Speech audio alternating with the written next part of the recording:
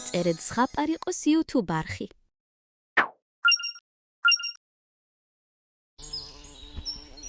ერთ ტყეში, სადაც ხეები ცამდე იზრდებოდნენ, ცხოვრობდა ერთი კურდღელი. ის ტყეში ყველაზე სწრაფი იყო. ისეთი ძლიერი ფეხები და სწრაფი ნახტომი ჰქონდა, რომ საკუთარ ჩრდილსაც კი ეჯიბრებოდა. კურდღელს ძალიან უყვარდა ტრაბახი. როცა სხვა ცხოველებს ხვდებოდა, მუდამ გაიძახოდა. მიყურეთ, ტყეში ვერავინ დამეწევა.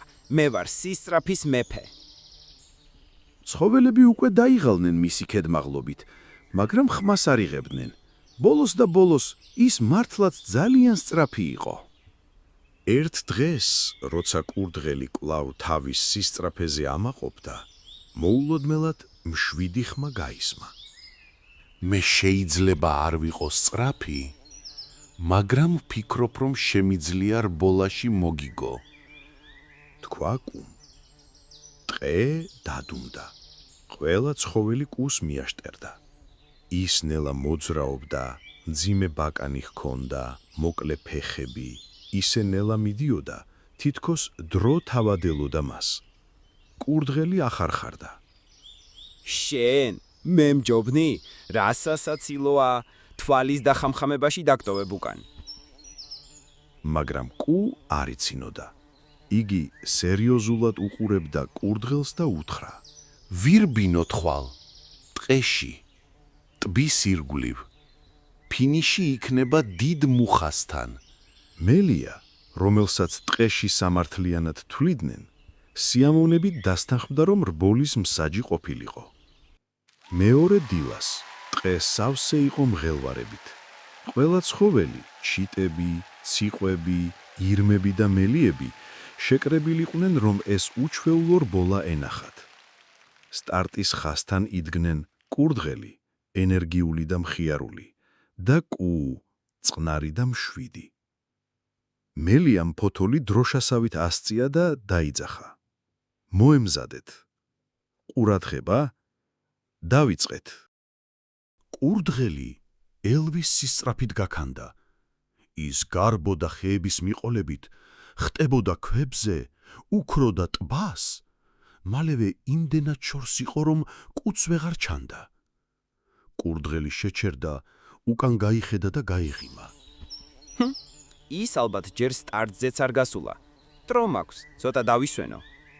მოკალათთა ხის ქვეშ ჩრდილში, თბილ ბალახზე წამოწვა, თვალები დახუჭა და მალევე ჩაიძინა.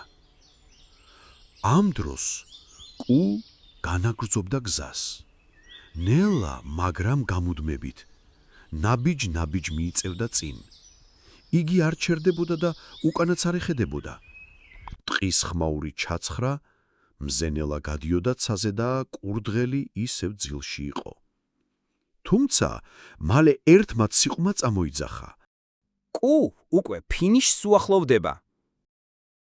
კურდღელმა ყურები გააქნია, თვალი გაახილა და შეშფოთებული წამოხდა. რა? კუ!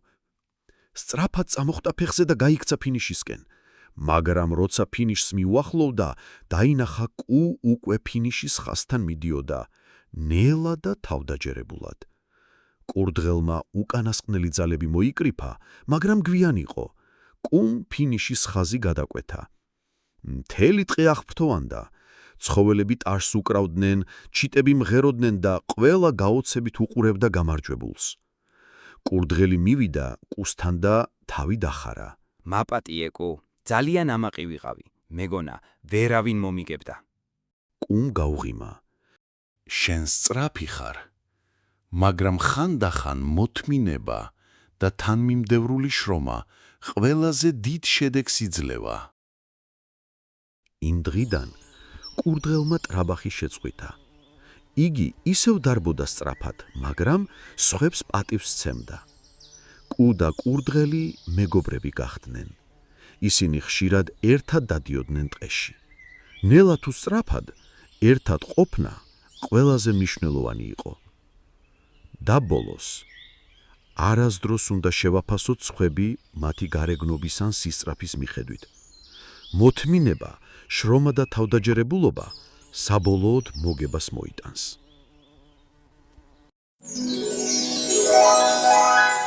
გამოიწერეთ ზღაპარიყოს YouTube არხი.